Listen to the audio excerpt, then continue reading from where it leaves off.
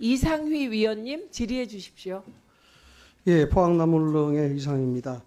유일임 위원장님께 간단하게 이거부터 좀 여쭤보고 싶어서 그런데요. 제가 이거 좀 궁금해서 지금 계속 야당 의원님들이 지적하시니까 작년 11월 27일 날에 김건희 여사님에 대한 뒷골백 이 문제죠. 긴급심의 올라가는 거. 예. 긴급심의 올라가진 않고 올라가진 않고 그러니까 예. 그 시도를 했다. 그 당시 한 접속 차단을 했다. 30초짜리 네, 그렇죠. 예고편이 돌고 예고편이다. 있길래 뭐 이런 거죠. 여기에 대해서 심의를 긴급 심의를 해야 되지 그렇죠. 않겠나고 담당 국장한테 예, 얘기한 그래서 겁니다. 제가 뭐 간단하게 여쭙겠습니다. 방송 심의를 할 때 예고편도 심의 대상에 들어가죠. 유튜브에 들어가는 거라든지 뭐 유튜브 일반 그러니까 방송도 마찬가지입니다. 서울소리는 방송 심의가 아니고 통신 심의를 받는 거죠. 예, 예. 이게 굳이 민원이 들어가지 않아도 심의 가능한 건 아닙니까? 맞습니다. 위원회 자체적으로 모니터링해서 예, 문제가 맞습니다. 있다고 판단하면 하는 거죠. 예, 예. 이 민원을 제기하고 하지 않고에 대한 문제는 여기에 중요한 핵심 요소가 아니다. 맞습니다. 이 말씀이신 거죠. 예, 예. 예, 그래서 이 부분을 좀 짚고 넘어가야 될 것 같은데 제가 그래서 도대체 이 예고편에 대한 영향력, 그 예고편이 도대체 어떻게 만들어졌길래 우리 유희림 위원장님께서 자체적으로 판단하시고 긴급 심의에 올라갔는지 이게 좀 궁금해서 그래요. 한번 보실래요? 예, 예. 이거 맞죠? 예, 맞습니다. 이거 왜 세우세요? 아유 그냥 뭐 다음부터는 뭐 못해도 이런 거 정말 하지 마세요. 예, 됐습니다.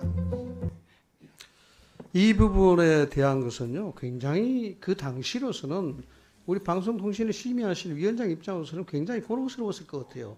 왜냐 그러면 그 곤혹스러운 입장이 난 찾아간 것이 아니고 이 보도가 사전에 조율 없이 또는 팩트의 확인 없이 어떠한 목적으로 만들어졌는지 의도가 알 수 없는 상태에서 이것이 유튜브든지 방송으로든지 나가게 된다 그러면 여기에 대한 국민적 여론과 그에 대한 영향성에 대해서는 굉장히 심대하게 작용될 수 있다 이렇게 보는 거죠.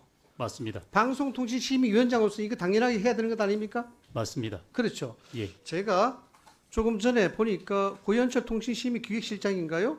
이분하고 이 관계에 대해서 카톡 주고 받으셨다고 또 직원들끼리 예. 보니까 공인의 명예훼손 사안은 확인도 안 된 사안이다.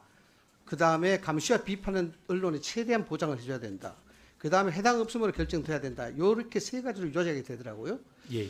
이렇게 된다 그러면요, 제가 봐서는 방심의 존재가 별로 필요 없어요.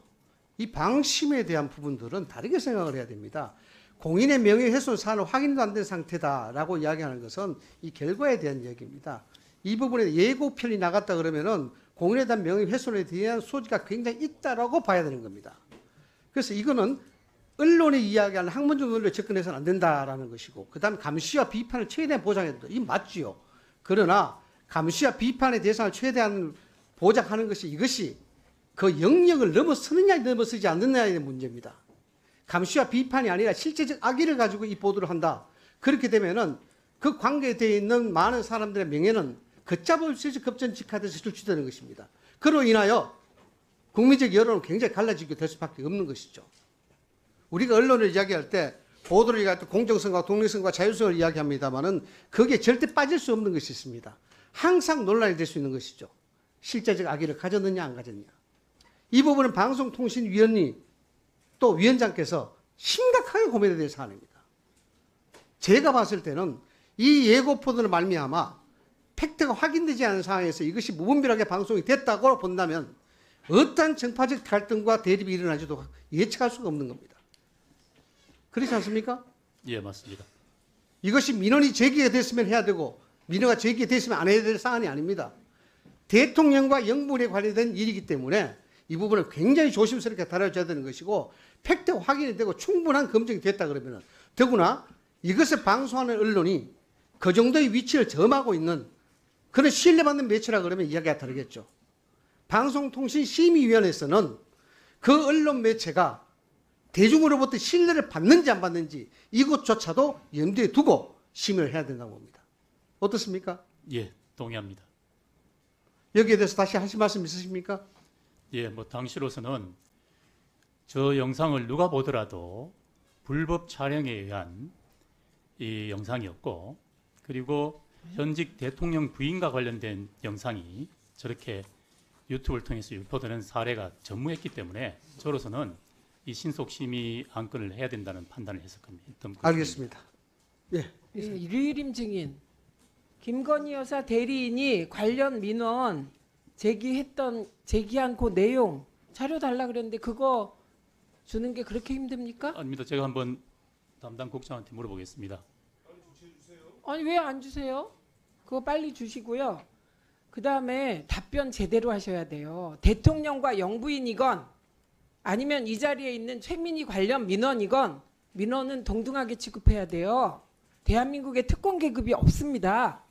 그래서 답을 늘 생각을 많이 하시고 해야 돼요.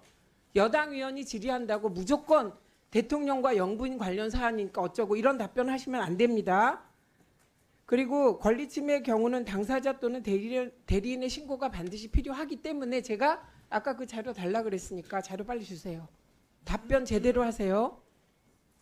제가 민원 신청하면 대충 하고 이거 아닙니다. 대통령 관련 민원은 그냥 미리 사전에 제가 보기에는 거의 호들갑 수준으로 광고 영상까지 합니까? 신속심의를? 그 말이 안 되는 거예요. 그 답변 계속하시면 큰일 납니다. 신뢰가 떨어져요. 이러니까 대통령 지지율이 24.1%로 떨어져요. 잘 좀 모시세요 다. 정동영 위원님 질의하십시오.